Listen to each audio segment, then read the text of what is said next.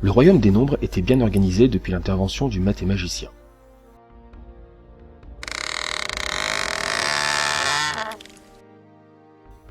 Malheureusement, avoir mis tous les chevaliers du même côté a eu pour conséquence de déséquilibrer le monde.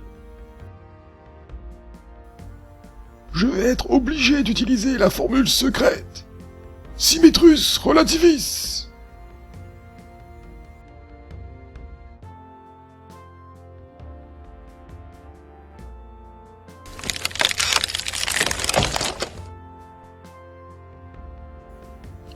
Voilà, tout est en ordre. Même s'il faut bien l'avouer, on ne comprend plus rien à ce qui se passe à gauche de l'origine.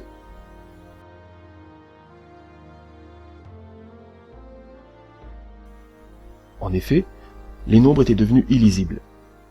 Et même en les remettant à l'endroit, il était peu pratique d'avoir deux maisons à la même adresse. Elles sont certes situées à la même distance à zéro, mais sont de part et d'autre de l'origine. Leurs abscisses sont à l'opposé l'une de l'autre. Trouver par exemple les maisons 3 dans ces conditions n'était pas possible.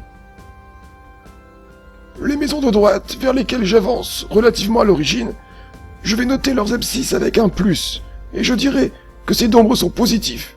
Ils sont situés en effet après l'abscisse 0.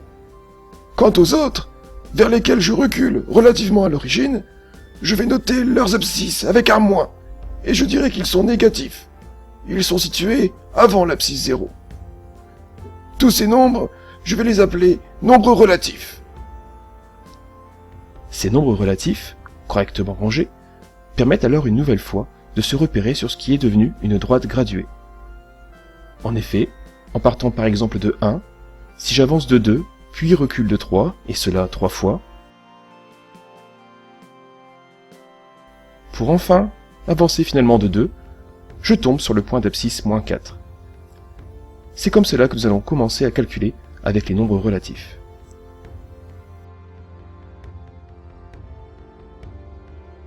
Un monde bien rangé, des chevaliers bien sages, voilà qui plaisait aux mathémagiciens. Mais là encore, ça n'allait pas durer.